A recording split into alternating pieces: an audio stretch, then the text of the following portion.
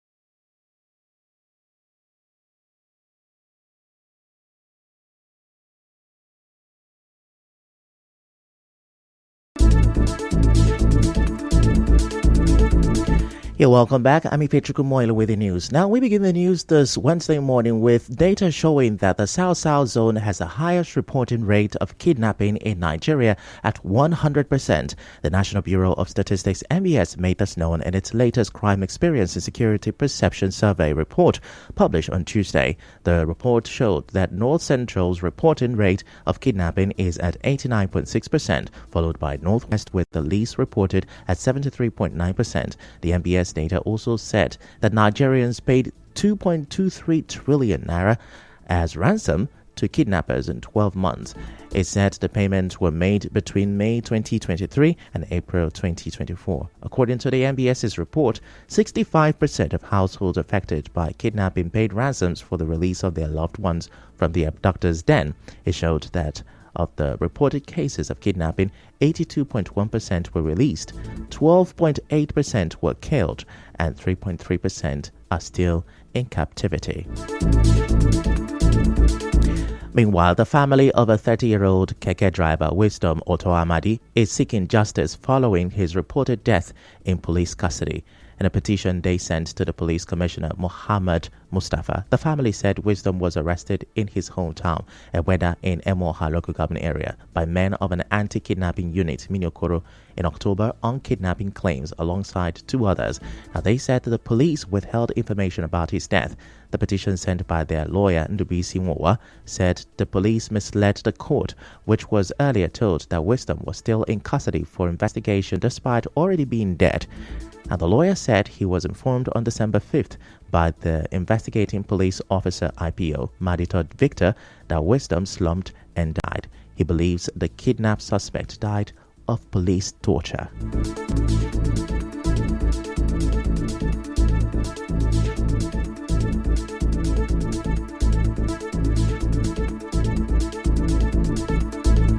If not for the intervention of the Abuja, I would not have even been allowed. Then it was yesterday, being the 5th of December 2024, that then just opened up, having been compared by the authority of the police Abuja, that they now opened up to me and said that the suspect slumped and died, which the said suspect was healthy when he was arrested in his place.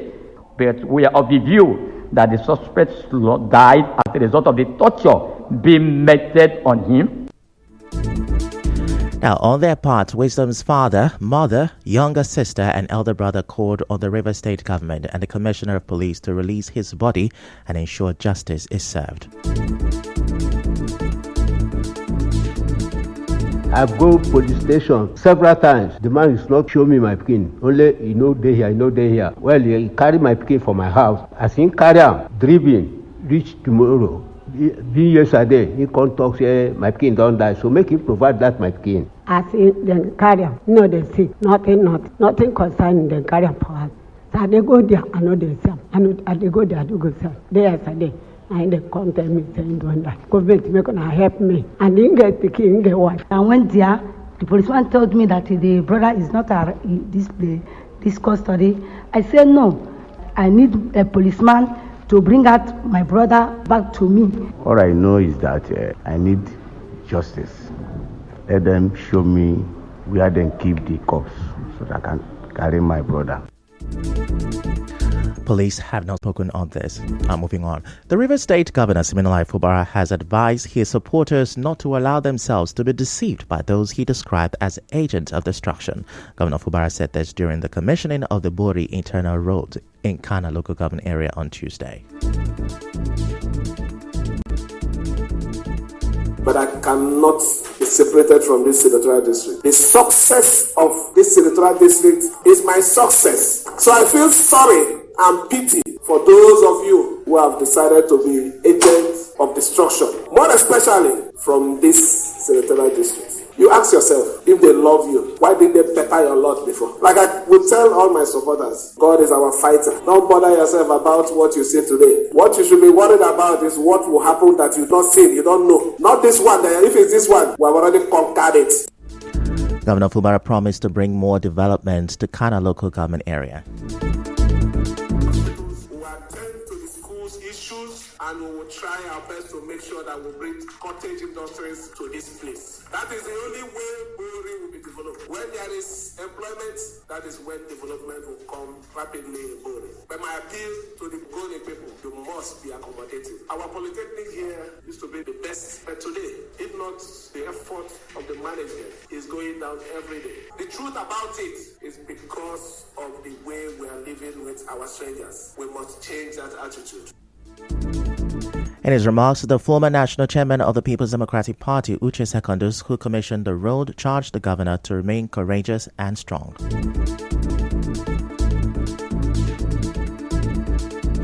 Your Excellency, today I join you and the rest of our Kana local government to thank God on your behalf. Be strong and be courageous because you will overcome your enemies.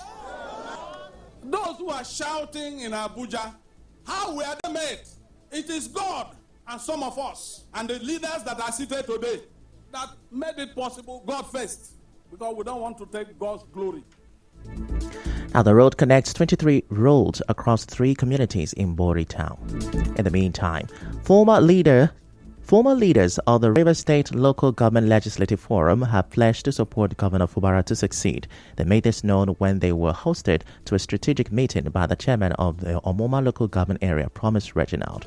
Now, they said, having served as leaders of the 23 Local Government Legislative Assembly, it was gratifying that some of their members were elected as chairman of local government areas, coordinator of the forum, and former leader of Ahoda East Legislative Assembly, Friday A.G. Maji, who spoke on behalf of members, congratulated the Omoma Council chairman on his victory in the October 5th local government elections, attributing his success to the effort of the Governor Fubara, who he said remembered some of their members, which is the reason for the massive mobilization to support his government. I'm congratulating our chairman. It's because of his effort. Many came as caretaker but couldn't come back. But because of his outstanding performance when he was caretaker committee chairman, that propelled the governor, making sure that he continued. So I want to appreciate you again. We are aware that you have started a lot of activities, and that is why we are proud of you. 1, you have done some empowerment program, both women and men. You have also given 10 keke buses, 10 bicycles, 10 motorcycles, and all the things you have done. What especially making sure that the youth are busy within this period. You know, an idle man is a devil's workshop. Responding, the Omoma Council chairman, who was a former leader of the Omoma Legislative Assembly, called for massive mobilization ahead of the 2027 general election. All we have been doing from caretaker period to this time, been very careful because we know how we have been maltreated as a councillor. It's a matter of fact, by this weekend rather, we're giving out over 20 cars for free. So about 10 of those cars will be going to the councillors.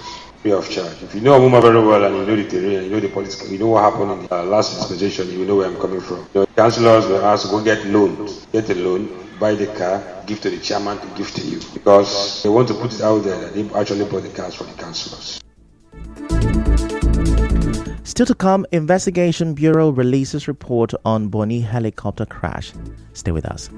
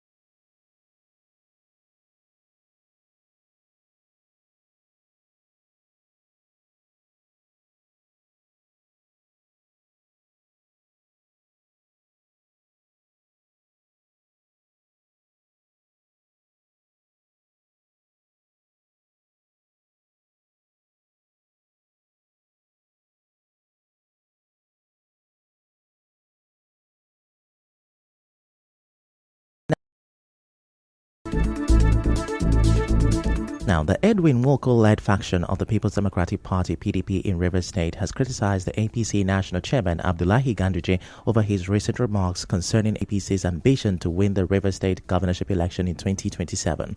Recall that during the inauguration of the Tony Okocha-led APC State Executive in Port Harcourt on Saturday, Mr. Ganduje declared that capturing Rivers State's government house is a top priority for APC in the upcoming election cycle. But Mr. Nwoko faults the APC National Chairman's comment, emphasizing that there is no vacancy in Rivers State in 2027. And now the chairman of Obiakpo local government area of River State, Chijioke Ihuo, has assured residents of Royal Estate along SARS Road that the alleged land grabber will face the law. Mr. Ihuo gave the assurance when he visited the estate following complaints of alleged land grabbing against one Teingo Douglas, aka Don Wizaro. He criticized the police authority for allegedly allowing its officers to join individuals in illegal activities. What we'll do is we're going to write to the Commissioner of Police. I will need to provide security for these people. I'll also call my S on security. They immediately provide internal security for them from our council to make sure that nobody enters here to do anything. Anybody who comes here will to arrest a person, no matter who you are. I want to also call on the police, River State Police Command. They should not be used by people who want to destroy our state. How can somebody just come begin to force people arresting widows, charging them to court without any offense? What is their offense? There's no offense. I want to also call on those who are also trying to do what these people are doing. That don't be no longer safe for them to won't tolerate that kind of act again. Mr. Ihuo also said that as part of the measures to provide solution to the land invasion, the council will immediately take over the security of the estate to curb any further attack. What we'll do is we're going to write to the Commissioner of Police. I will need to provide security for these people. I'll also call my S on security. They immediately provide internal security for them from our council to make sure that nobody enters here to do anything. Anybody who comes here will to arrest a person, no matter who you are. I want to also call on the police, River State Police Command. They should not be used by people who want to destroy our state. How can somebody just come begin to force people arresting widows, charging them to court without any offense? What is their offense? There's no offense. I want to also call on those who are also trying to do what these people are doing. That don't be no longer safe for them to won't tolerate that kind of act again. Now, Teingo Douglas, aka Don Wizaro, has not responded to text messages sent to him on this. Away from that, Sunday Igwe says he remains the CDC chairman of the Omademe community in Ikweta local government area of River State. Speaking to a correspondent, Mr. Igwe also said Promise Amadi remains the youth president of the community as no elections have been held to elect new executives for the Omademe CDC and Youth Council. He explained that it is the responsibility of the community's chiefs and elders to appoint or conduct elections for these two bodies. He urged the public to disregard any announcement of new CDC and Youth Council executives in Omademe.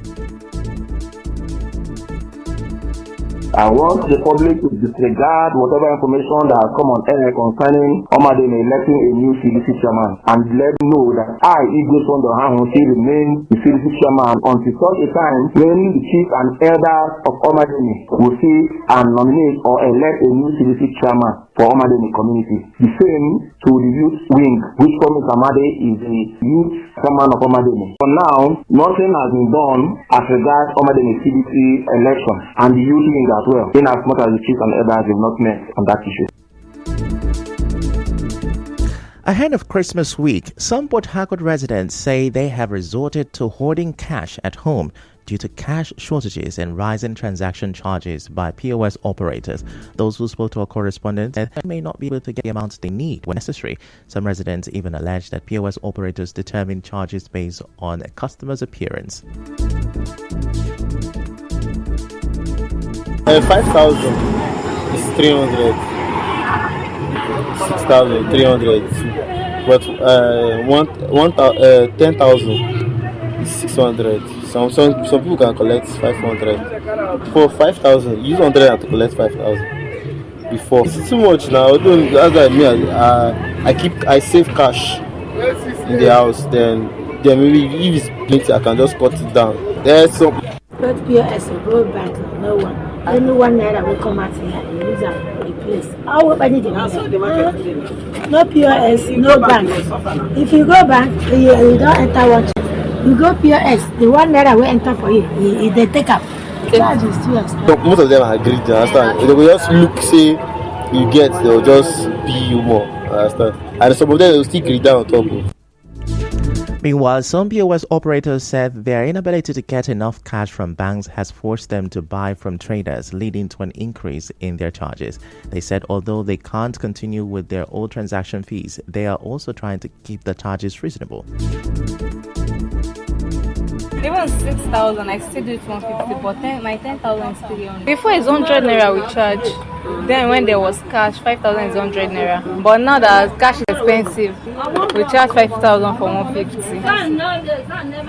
Why some still collect 200, but we here is 150 that we still collect. It's that we don't have cash, so the charges is getting too high. Even the cash we are buying is expensive now. Normally, if you buy 100,000, it's 1,000. So the charge is 150. I don't go to the bank. Because if I go to bank, they cannot give me up to that amount. So I don't normally go to bank. Since we are buying cash, so we are taking. Now recall that the River State chairman of the Chartered Institute of Bankers of Nigeria, Njoku Nwachukwu, had told our correspondent that the CBN is making effort to ease the challenges posed by the cashless policy.